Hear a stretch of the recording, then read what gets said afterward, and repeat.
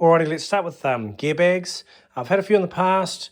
To be honest, I haven't found much that are better than the OGO brand. They do a few different sizes. The Rig 980 is pretty much the go-to for most of the guys that I know that kick around on bikes.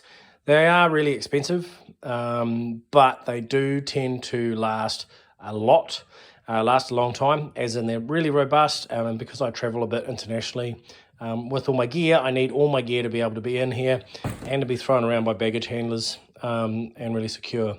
One downside I will say with these bags they are very heavy. When you've got nothing in them, they weigh a lot. So for international travel, all my gear and that bag, and then a few pairs of pants and a jersey is pretty much 20 to 23 kilos. So you can max out your weight very easily using these bags.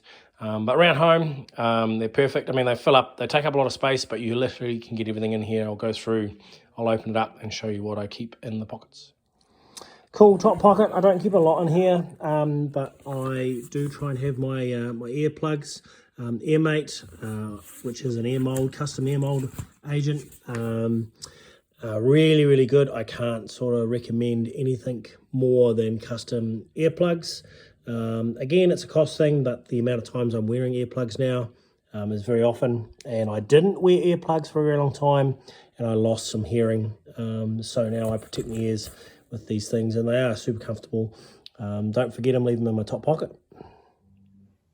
Alrighty, and in the gear bag, pretty self-explanatory where I throw my helmet. Up the front, it's a Kubota lid provided by CSS. Pretty much all of this gear is provided to me by California Superbike School. The helmets are really good, do rate them, nice and comfortable, and the vents work well. We run the XPD boots, which seem to be fine. Do wear the soles out a little bit, particularly on my right hand boot where I'm pushing into the foot peg. So that's a little weak spot for me. I tend to wear through that and then get wet socks before the boot itself gives out. Then some gloves.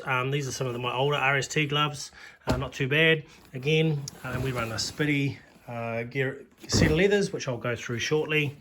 And then my own preferred brand of glove is Knox. Really rate these gloves. They are a bit more expensive, but offer really good wrist protection. I've had a bad crash and done my wrist in. I wish I had these beforehand. And then the force field back protector. That's not provided by anyone. That's one that I chose, and I can talk more about this shortly. I would spend money on the back protection. Let's go through the other pockets. Alrighty, in the top pockets, I run my my under leather gear in this pocket here. I use Under Armour. It seems to be pretty good value for money. The compression gear. They do what's called a heat gear and a cold gear. These are heat gears, i.e. trying to keep you cooler. And then back in the day, they used to do something which was called a cold gear, which is this stuff here, cold gear there, and it's got a slight. It's almost like a merino, like a quarter merino, and I find it really good on a cold day if we're coaching Phillip Island and it's 10 degrees. Then me having a little bit of warmth, then that really helps. And I've got a top that's very similar.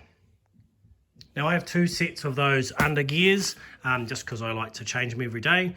Other people have used a mesh one-piece suit, which are apparently very good, and they actually keep you cooler than the skin style or compression style gear. So really good in the Australian and the warm environment.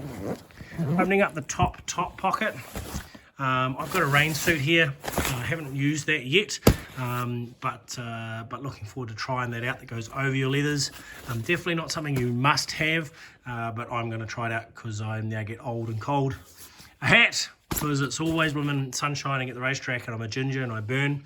And a couple of pairs of socks. I run cotton plus bamboo, or even a full bamboo style sock, and I'll talk a little bit about that soon. But I find my feet can get quite hot, and you can even rub your hairs off your toes if you're in really crappy socks. So a good pair of socks under your boots if you're doing lots of time on track.